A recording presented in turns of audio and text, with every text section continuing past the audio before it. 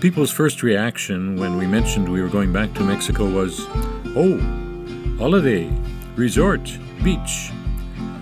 Sometimes it takes a lot of explaining that our location in two Mennonite colonies, Manitoba and Swift, is in northern Mexico, in a very dry area far from ocean, pools, and resorts. Like our first trip to the Mennonite colonies, our second trip was intense, but meaningful and rewarding. Seeing that we were already in Mexico, we entertained the possibility of seeing life outside of the Mennonite colonies if there was something interesting, perhaps even unique, relevant, meaningful, and affordable. Well, it turned out there was. The Chepe Train, only a few hours' drive from where we were ministering. Some describe it as one of the most exciting rail journeys in the world, especially when combined with a visit to the dramatic Copper Canyon. We had many questions. Was it really worth it? How does booking work? Which train or class option is the best? What does it cost? And when do the trains run? How would we get to the train station? So we began to ask around to see if anyone had done the trip. After all, it was in the same province. Suddenly, two couples, the Peters brothers, Jacob and Francisco, and their respective wives, whom we got to know well on the first trip, expressed a desire to go with us. As it turned out, it was more like we were going with them. There were many benefits for us. They knew the area, spoke Spanish, understood the culture, knew how to find a good restaurant, help us to understand the menu and order food, and provided transportation for the 3-hour trip to the starting point of the Chepe Express, the city of Creel. Creel is a tourist town nestled high in the Sierra Madre Occidental Mountains.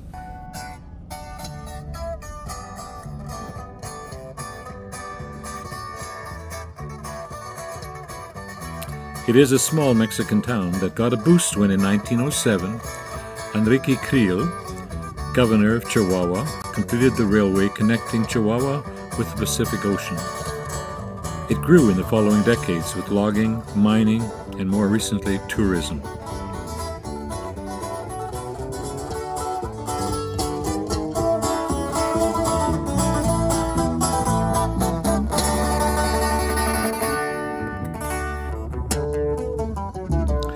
We enjoyed exploring this Mexican town the night before our departure on the train.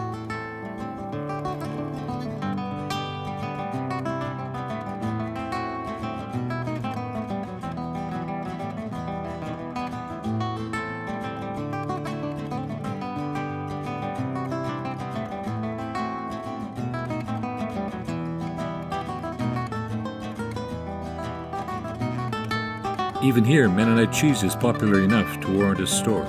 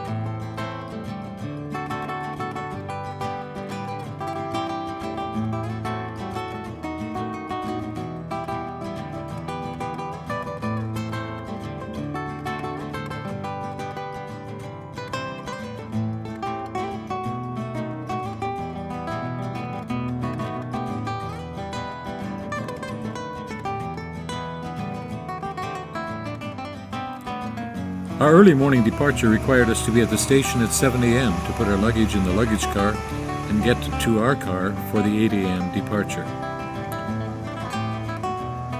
Which way? That way. Okay. They're going to have an orange tray.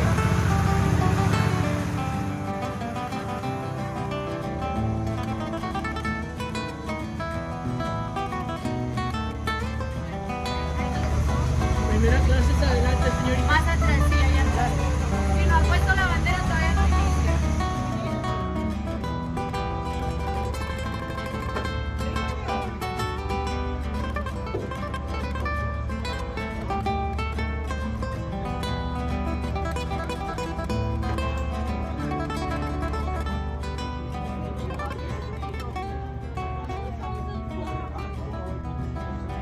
start car number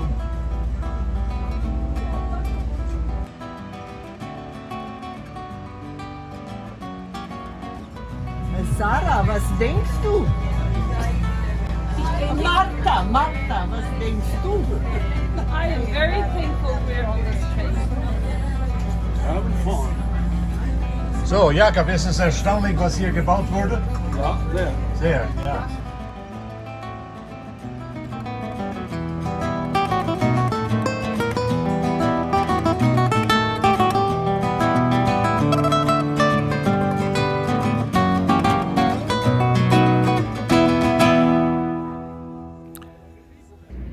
As one of Mexico's top tourism experiences, the El Chepe train ride presents 3 opportunities.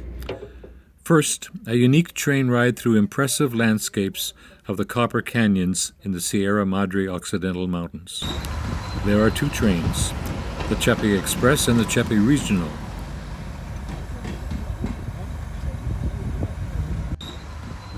The Chepe Regional, as the functional lifeline for those living between Chihuahua and Las Mochis on the coast, is slower than the Chepe Express, which is newer and more luxurious and designed for tourists. It covers the most dramatic landscape section. The executive class, which we were in for the first part of our trip, has very comfortable seats, but does not allow for access to the open-air car at the rear of the train.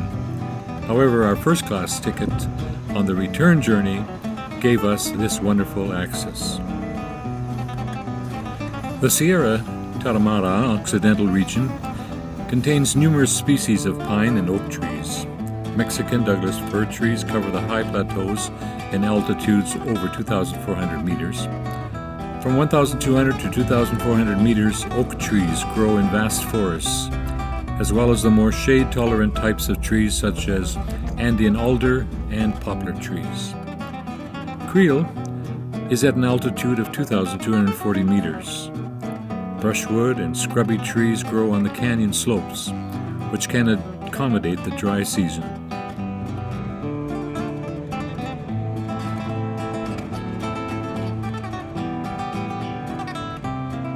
During the 7-hour downhill ride, we saw a gradual transition to the tropical climate, where water is plentiful and huge fig and palm trees thrive.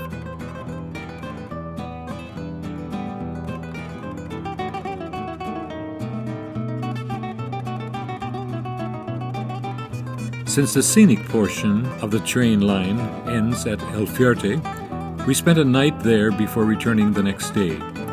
The city was founded on the banks of the Rio Grande, which winds its way to the Pacific Ocean.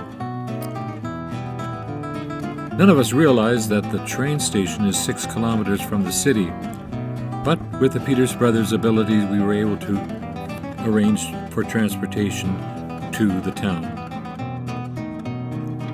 After settling into our hotel, we enjoyed an evening which included spontaneously catching a ride on the tourist train to the downtown plaza.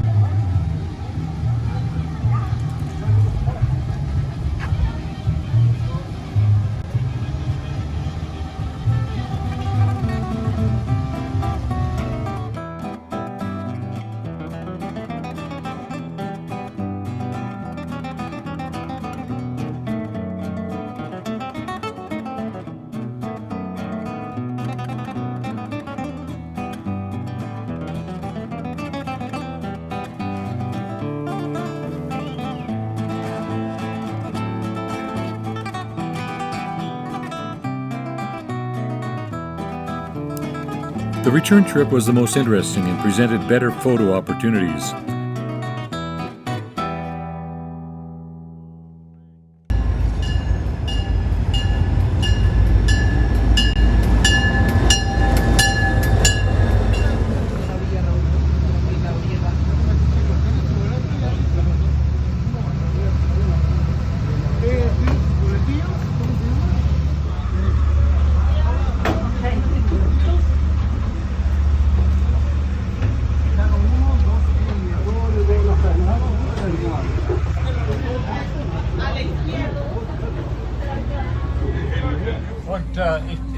Francisco, du möchtest länger bleiben, ja?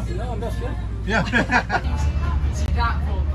The train line is over 600 kilometers long, a remarkable feat of engineering as it weaves through 86 tunnels and over 39 bridges.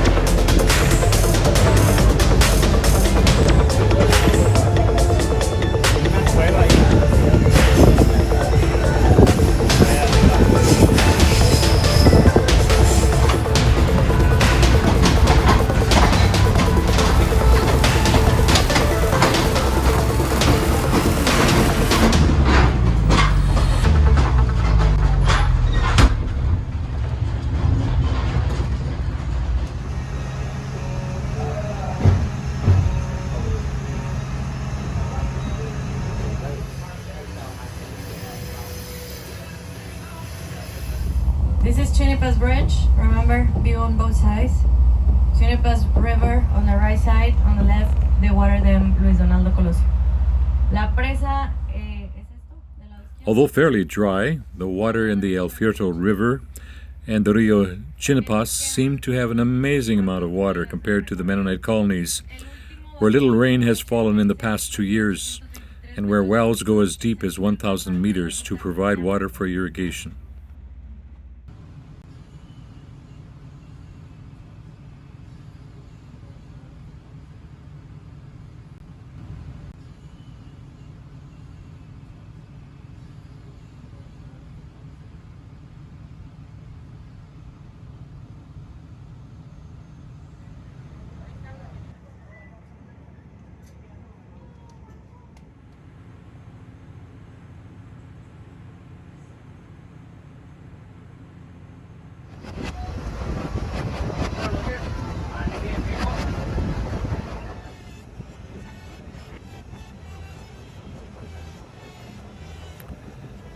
Building the rail line was quite the feat of engineering.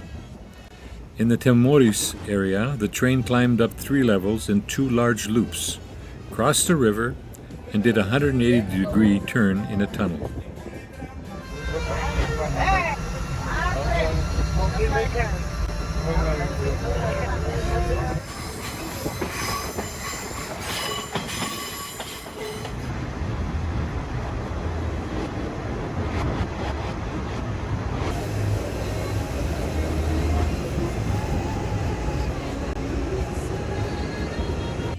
The vestibule gave a great view of the tracks that we had just come up.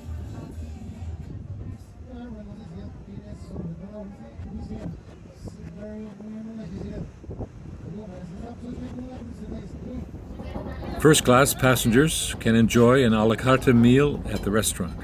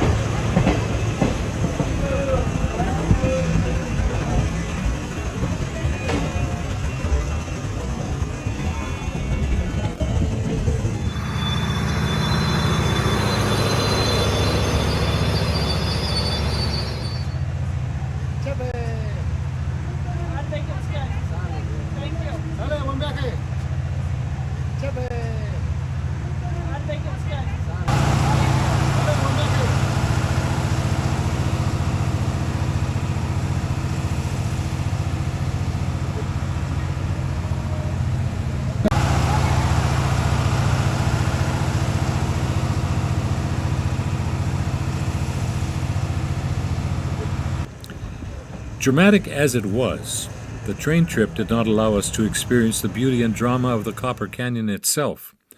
The train only skirted the edge. The dramatic Copper Canyon is a group of 6 distinct canyons in the Sierra Madre Occidental range in the southwestern part of the state of Chihuahua, in northern Mexico. It is 65,000 square kilometers in size.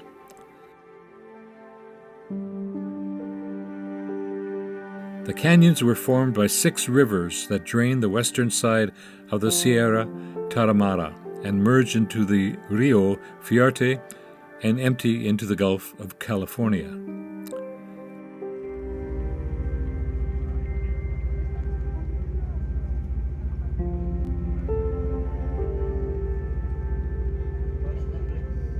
Despite some small-scale copper mining, the Copper Canyon system has predominantly been mined for silver and gold, which the Spanish discovered in the 17th century. Mining operations in the Copper Canyon continue to this day, helping make Mexico the world's largest producer of silver. The name Copper Canyon simply comes from the reddish, copper-like color of the canyon walls. The Copper Canyon Adventure Park is located at one of the stops on the train route. It is a complex with the most dramatic zip lines and cable car in all of Mexico. The cable car flies through the most beautiful landscape of northern Mexico on cables over 3 kilometers long, making it the 3rd longest in the world.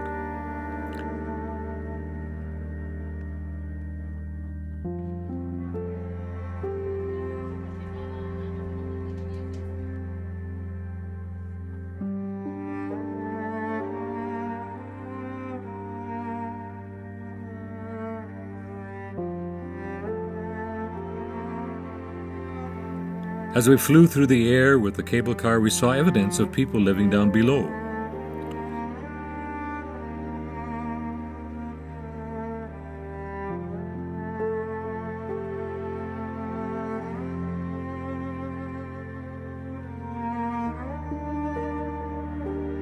Copper Canyon is also the home of the Tarahumara, whose story is intertwined with the canyon, with towns like Creel, and even with the Mennonite communities, where they find short-term employment as pickers. A few also find long-term employment.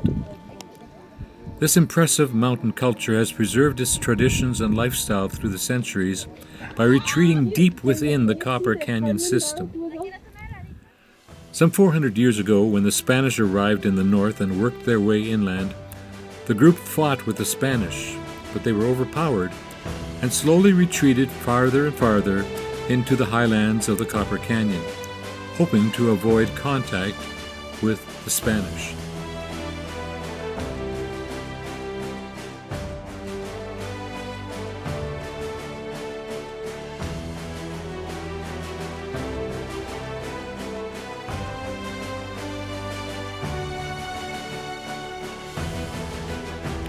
In 1821, when Mexico won its independence from Spain, the new government encouraged citizens to move farther into the Chihuahua area.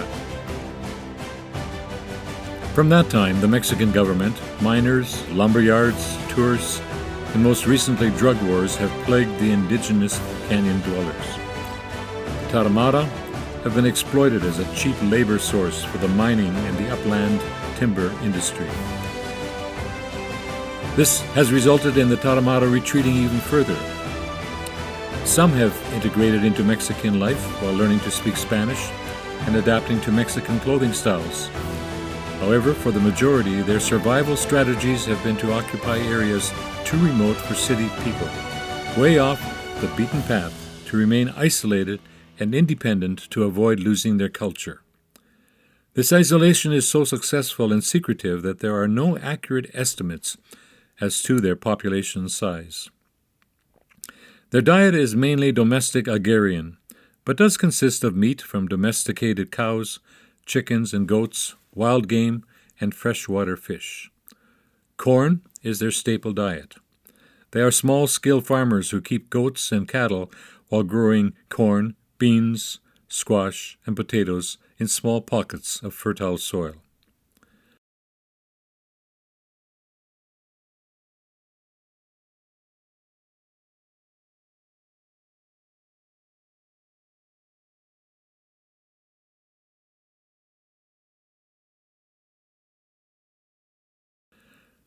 Some of the Tarahumara continue to live in caves. One cave is located just outside of Creel, a compromise, an attempt to preserve culture but make a living off of visiting tourists.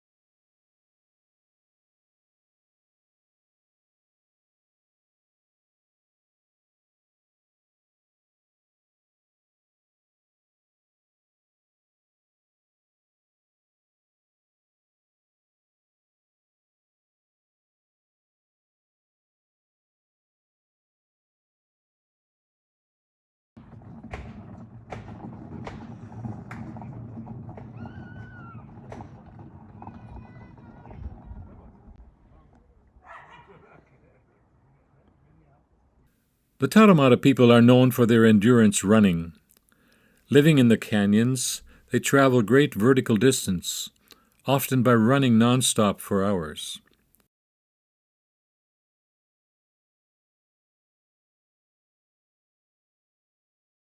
Que vivimos por las montañas y lo vivimos por el rancho y muchos montes y andamos muchos paseando pues, corriendo pues a la subida por la montaña. Por eso así estamos crecidos mucho. Porque con que mi papá vivía puro del rancho, no vivimos nosotros de la ciudad. Puro rancho vivimos, entonces por eso creemos unas que, como que una que corre un algo animal como venado, algo cosa, o corre camina, algo así. Y venado, conejo, algo que vimos. Y pensamos nosotros, ¿eso por qué tan ligero? ¿Por qué nosotros no? Y vamos siguiendo el corriendo cuando va saliendo. Y lo seguimos corriendo de esos. Esos animales sí lo alcanzamos, no alcanzamos. Eso es lo que estamos pensando nosotros. Eso.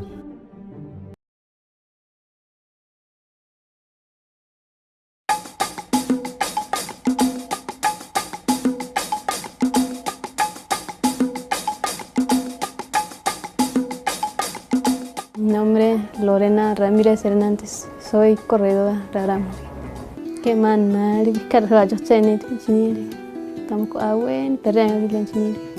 Pues como digo, nosotros fuimos nacidos para correr, digamos desde cuando crecimos, porque tenemos la sangre de Aram.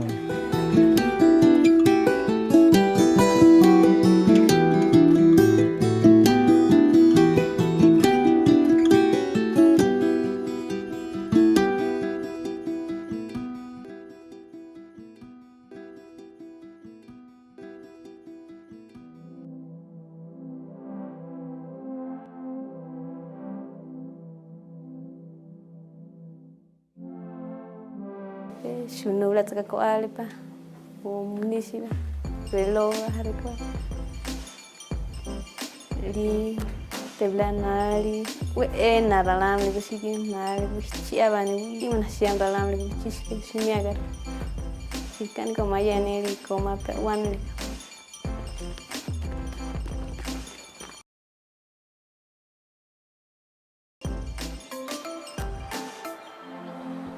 Diana. Cirgalan ka alam kan nilia mana ka kan ko yena kam ni sini bisa kwa hawa mlin sipuji ka cirgalan na piyira ben nak ke cerga gitu tenis akena lin cerga ta ka tenis bena ke atukan nil mali ma.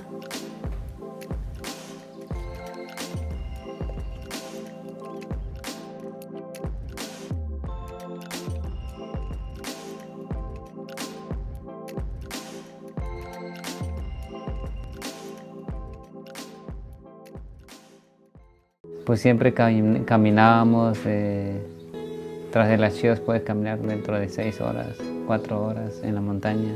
En esos tiempos podíamos caminar, digamos, unas 3 horas cargada con cosas en la espalda, trayendo nuestros mandados para comida en la casa.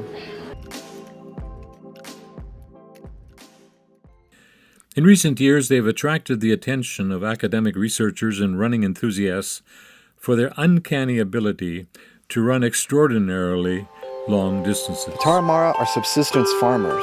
They're renowned for their incredible long-distance running endurance. Gringos and mestizos call them Tarahumara, but they actually prefer their indigenous name of Raramuri. Raramuri means light-footed, and that's an apt name to describe who they are. They are lightning fast on their feet. Obviously, as runners, they can cover long distances and are super fast, but they're also literally light-footed in their strike. They land on their forefoot and midfoot and glide across the trails. One of the most exciting events of the year for me is when the Tarahumara gather together for their traditional ball race. In Spanish, it's called Carrera de Bola, race of the ball. And then in Raramuri, it's called Rarahipuri. And it's a race where there's two teams that can be anywhere from 2 people per team to 20 people per team. They cut a wooden ball. It's about the size of a baseball. And in the bottom of the canyons, they use a tree called wasima. And the men, the day before, will go up in the woods looking for this tree with their machetes. And they'll cut down a piece of a limb about that long.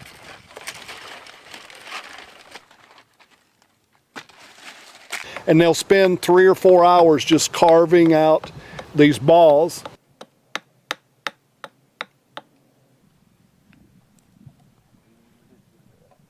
And they also, in some parts of the canyons, they also run with a palo, a stick. It's like soccer. They're not allowed to touch the ball with their hands. And they take the stick and they put it on the very top of their toes. And it's not really a kick, it's more like a fling. They fling it. And some of them can fling it a long, long ways. The goal of the game is to kick that ball along from teammate to teammate over the running course, the race course. Back.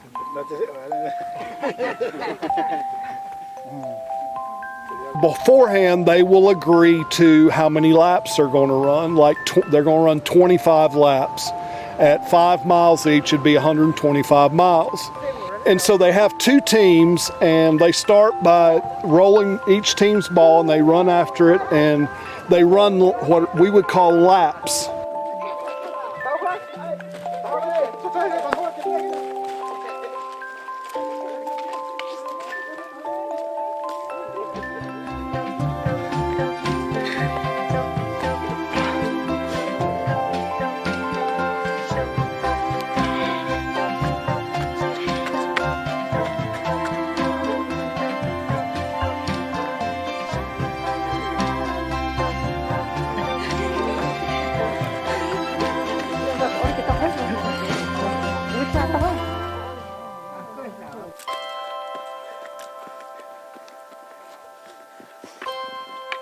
In the race, there's really not a finish line. They basically just run the 2 teams until there's nobody standing, until there's just like one person standing on the other team.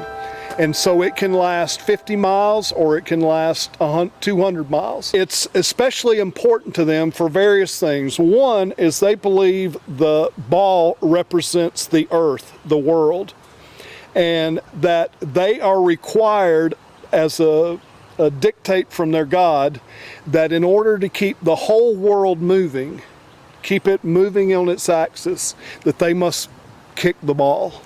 And that the ball is by kicking the ball, they're keeping the earth in movement. And they believe that if they don't do that, the world will end. So they believe their duty in life is to literally keep the earth moving on its axis. And of course, the women also have their race, which is called arihueta. And they make a ring about that big out of yucca plant. It has a really stiff stem. And they also make the sticks, and they toss the ring and chase after it and toss it. And their races, the last arihueta I saw lasted 42 kilometers. which is the length of a marathon.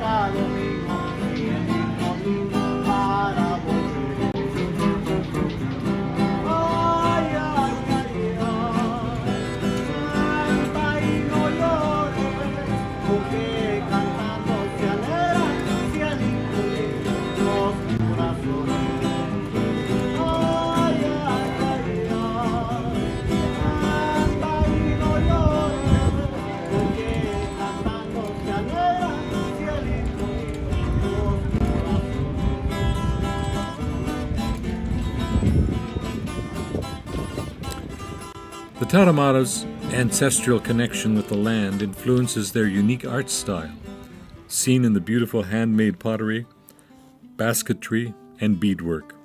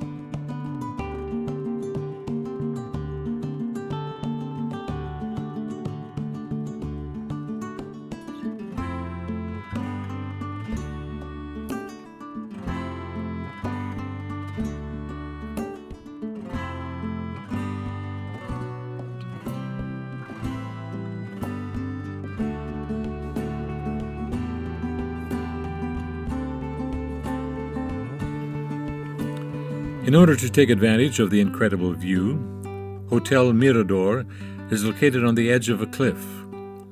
It has been awarded for having one of the most spectacular terrace views in the world.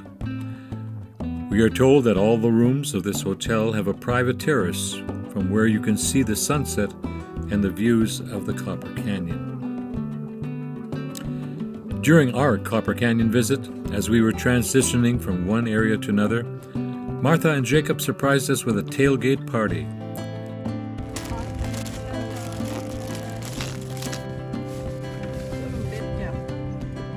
Thick slices of Mennonite sausage with bread, mayonnaise, and Coke. Mayonnaise. There you go. So this is the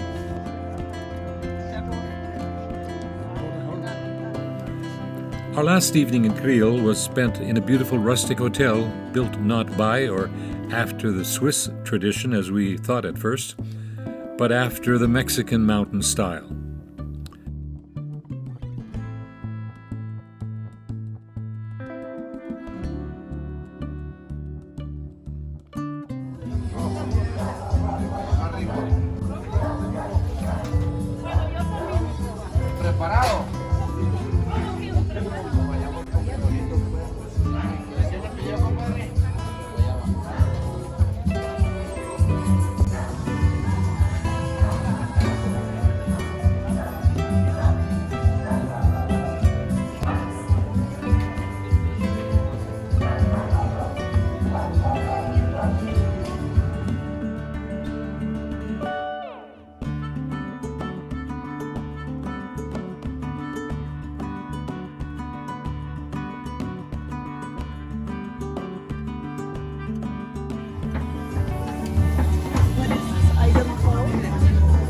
Tacos asados.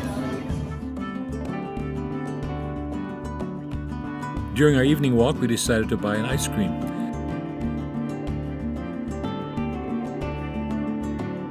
And found out that the daughter of the owner had studied English for 6 months in Vancouver. As we left Creel, there was no doubt in our mind that we had seen something unique and meaningful.